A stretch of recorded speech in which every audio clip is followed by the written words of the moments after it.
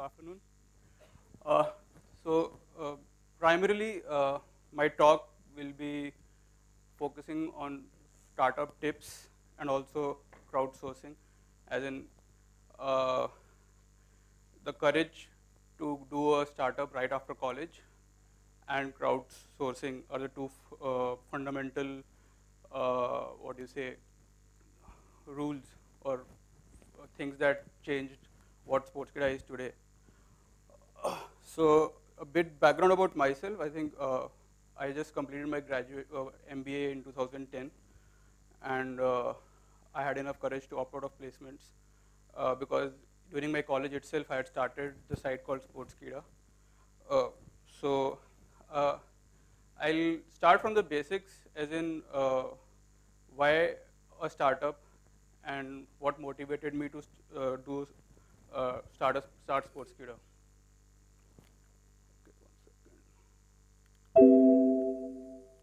Which button should I use? Okay. So starting from a primary advice to people who want to become an entrepreneur, how many are here who wish to become an entrepreneur at some point of time? So that's very encouraging. So I was also talking to one guy right now in the tea break, and he was saying when to take the plunge.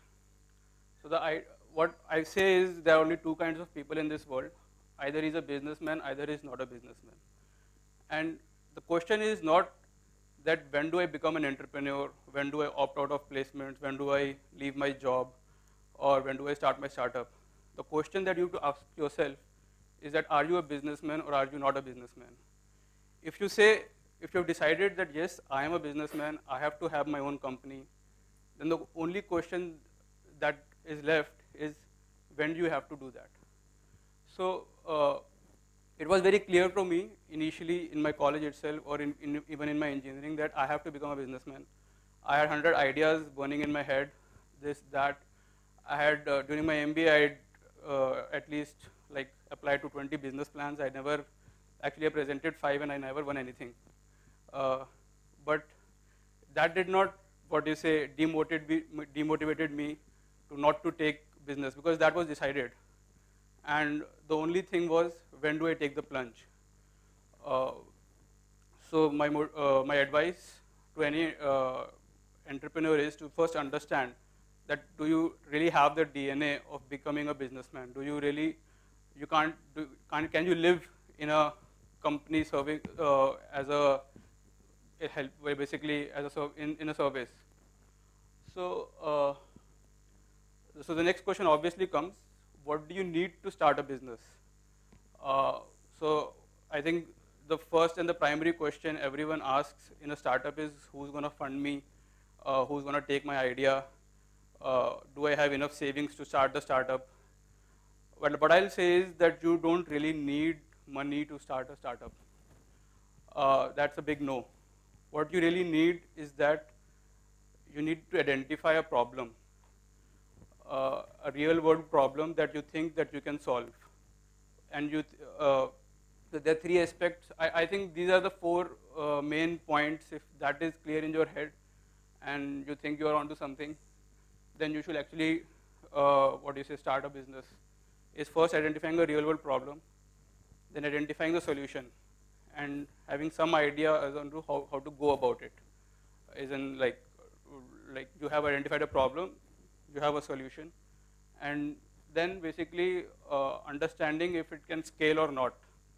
If it's a very small problem, like say I had come across a person who created a site called onth.com, which is a small city in Pune, and he says, I'm going to full-time go into this, and I'm going to create onth.com, and which will basically serve the people of Onth, which has 3 lakh people, and number of people on the city who are on the net will be 10,000, right? So you have to fairly understand that the problem that you have understand, the solution that you have created, is it scalable? Is there a monetary value behind it? And obviously the last one is the will, that okay, I want to solve this problem. So where most of the, whenever I meet young entrepreneurs, They say, I want to become an entrepreneur and I want to start something. And that's the wrong way of actually going, taking the entrepreneurship. You should first ask, what is the problem that I can solve? So coming back to Sportskeeda, in a nutshell, if anyone understands what is Porush doing, he's saying the idea is to create a sports website. But actually there was a lot of deep thinking and understanding behind what actually really wanted to do. And the real idea was create a crowdsourcing platform for sports content. And I did not do Sportskeeda because I was a crazy sports fan. I was a sports fan, but I was not crazy enough to start to go full time in a sports venture and start a sports site. It was not because I wanted to do a startup. I wanted to do a startup, but because I wanted to do a startup, I did not start Sportskeeda. Because I had identified a problem. The real world, you call it real world problem, you can say a market gap. The market gap was in 2009, there were around 5 to 10 cricket sites, big cricket sites, but there was not a single site which can claim to be the largest sports site in India. And obviously, Indians don't really do well in sports, but 1 billion people, obviously, India deserves a site, a sports site dedicated to all the sports that Indians play. And that was a market gap that I identified, and no one was actually addressing it. So I said, okay, I have a real world problem. Coming to the solution, I was a techie geek. I knew how to create sites. I knew how blogging works, how content works. I knew how, I can set up a site. But just creating a site won't is not the solution, right?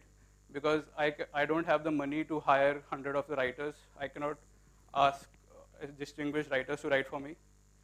So the solution also, when I wanted to start, was crowdsourcing. I knew around 100 bloggers. I researched, I found there's a lot of bloggers who are independently working for the upliftment of basketball in India, for popularizing football in India, who are writing religiously on hockey. And I said, why don't I bring them on the one platform? And why don't I give them a better voice? So that was the solution in my head. Scale, actually, before the idea, I had 100 of ideas. And before this idea, I'm a very avid TT player. And my idea was to create a TT club and everything. I showed my idea to a lot of professors and everyone, and they told me, they actually laughed at it, your idea does not really have scale. And that is how I stumbled onto Sportskeeda, and I said, okay, there is scale in this sports site in India. We can obviously do the crowdsourcing of content for India, make it large, and then also replicate it throughout the world. So there is scale, and there was will. I'm a very passionate Indian. I have strong feelings for what India does, what happens in India, and I was passionate about sports. So I said, yes, I think there's a real world problem. I need to solve it.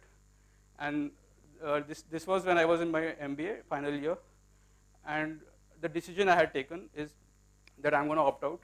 And I call it the worst case scenario. Every entrepreneur who wants to just take the plunge should create a worst case scenario. So I said, I'll set apart 2 years of my life after MBA, and the worst case scenario is that I'll fail.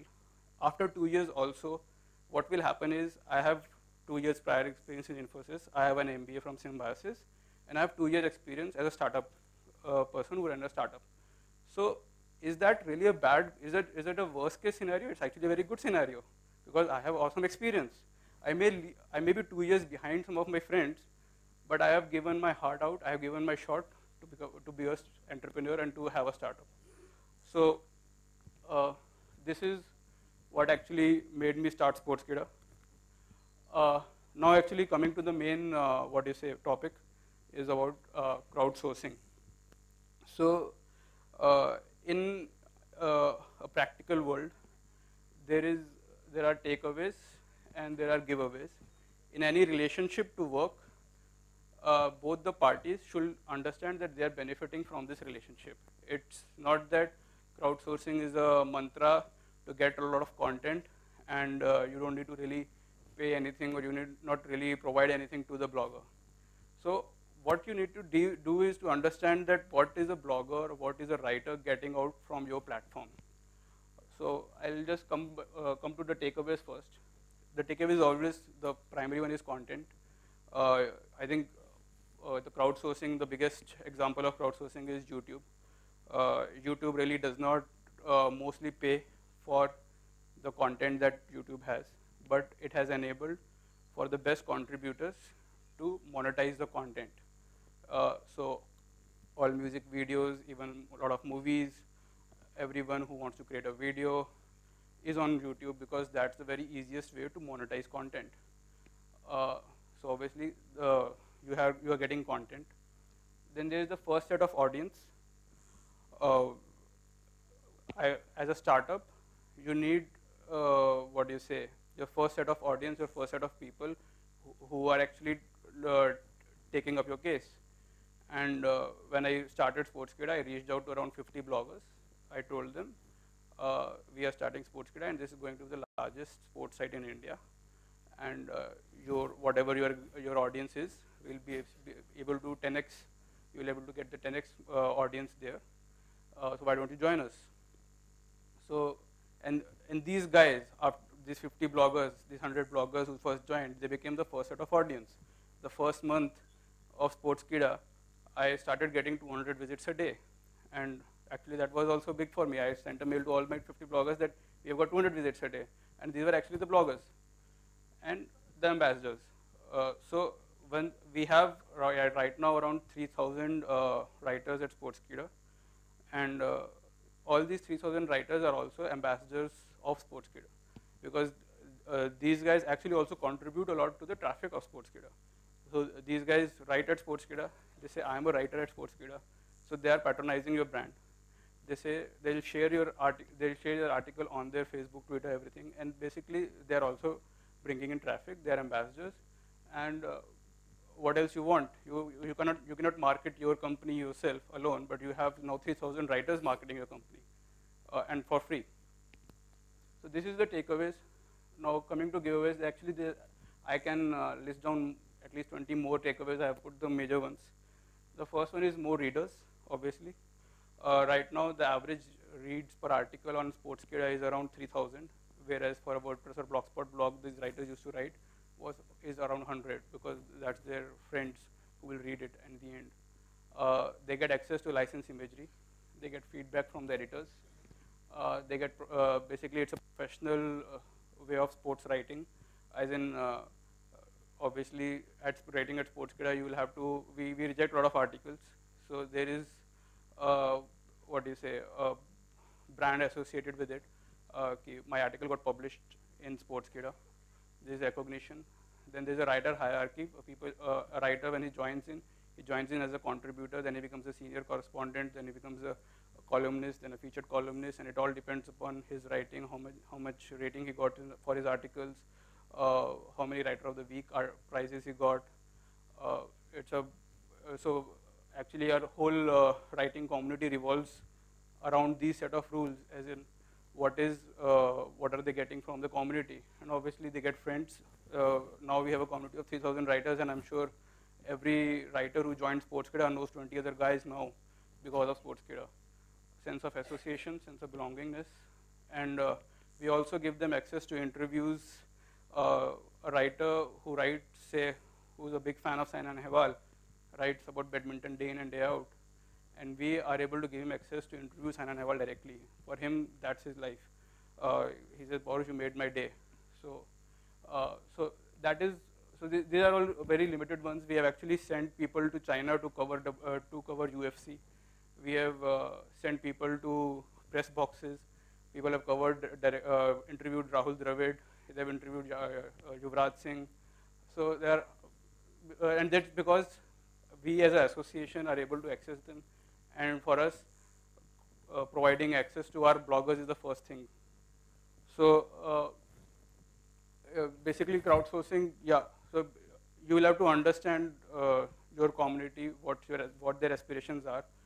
One major point that I have missed out here is we try to make them heroes, right? A blogger who gets like 10,000 visits or 1 lakh visits on an article, for him it's like a mini celebrity that he has become for that day, and that is what we try to achieve. So what are the results? 4 years down the line, we have a community of 3,000 plus writers. We do around 200 articles a day. Sportskeeda does around 15 million page views a month. So this is the, okay, so this is coming back to funding. I'll come back to this later. This is the outlook of the company. It's already a profitable company right now.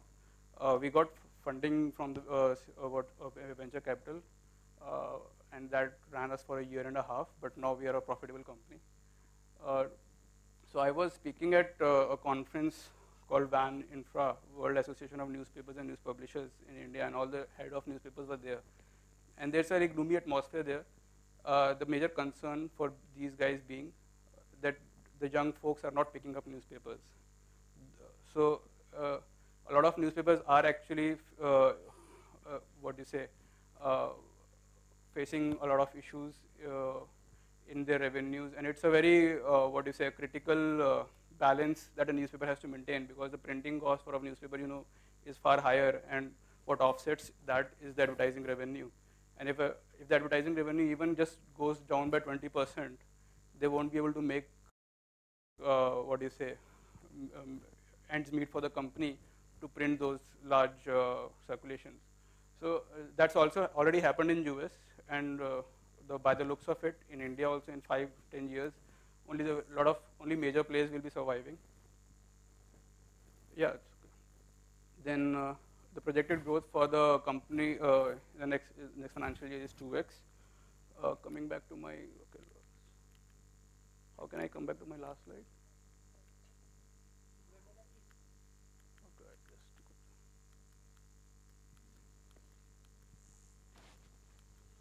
Okay, so coming back to the point of funding, which is a concern for most of the startup and young entrepreneurs, is where to get the money. And actually, I never concerned myself with this issue. I always used to just work on Sportskeeda, and money used to flow in. So this is, how I got money. Anshu Prasad actually was a writer at Sportskeeda. I met him on pagalguy.com. It's a very famous web portal every MBA knows. And he was so convinced, and he himself asked, Porush, why don't we start an office in Noida, and why don't you take some money from me? That was the first step of startup.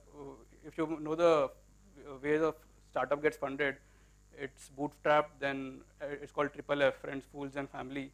Then it's called angel funding, and then the VC funding. So Sportskeeda is a very interesting case in the sense it has gone through all four. It was a bootstrap for the first 5 months when I started the company. Anshu Prasad came in after 7 months of the company, and he spent in 2 lakhs. He was a friend, fool, and family part. He came in from that.